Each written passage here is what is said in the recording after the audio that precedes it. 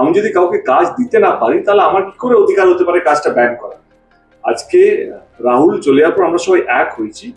এবারে আরেকটা কোনো ইনসিডেন্ট, কোনো ডিপ্রেশন, কেউ যদি সুসাইড করে নেয়, এই যে বছর খানেক ধরে অনেকজন ব্যান হয়ে আছে ডিরেক্টর্স, অ্যাক্টর্স, তাদের মধ্যে যদি কেউ সুসাইড করে নেয় তার দায়িত্ব কে নেবে? এবারে আমার বক্তব্য হচ্ছে যেটা আমি 36 ঘন্টার মধ্যে করতে পেরেছি সেটা 1.5 বছর লাগবে।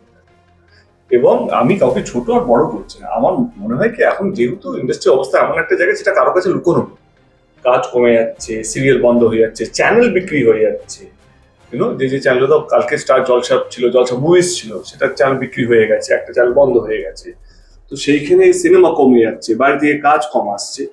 এবারে সেইখানে যদি আমরা নিজেরাই নিজেদেরকে ব্যান করতে শুরু করে দিই তাহলে কাজ বাড়া তো প্রশ্নই ওঠে না।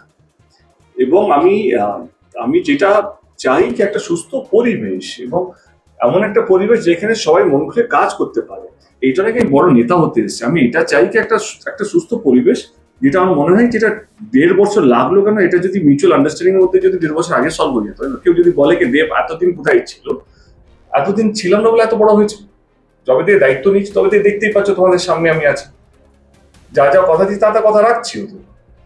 এবারে আমার একটাই অনুরোধ, কে কাকে কি বোঝাবে আমি জানি না, কারণ বোঝানোর লোক অনেক আছে।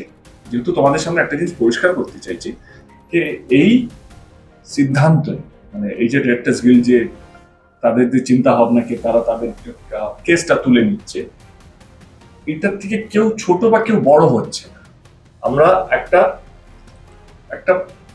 আর federation, artist forum, directors guild আর আলাদা নয়, আমরা সব এক, কিভাবে আমরা কাজ বাড়াবো এটা মূল লক্ষ্য হওয়া উচিত। এবং এইটার প্রচেষ্টা ডিরেক্টর্স গিল্ডকে থ্যাংক ইউ জানাবো, ফেডারেশনকে থ্যাংক ইউ জানাবো, টেকনিশিয়ানসকে এবং প্রডিউসার্স গিল্ডকেও থ্যাংক ইউ জানাবো। আই থিঙ্ক এটা আমার একার দ্বারা সম্ভব ছিল না, সবাই একসাথে এসছে বলে এটা সম্ভব।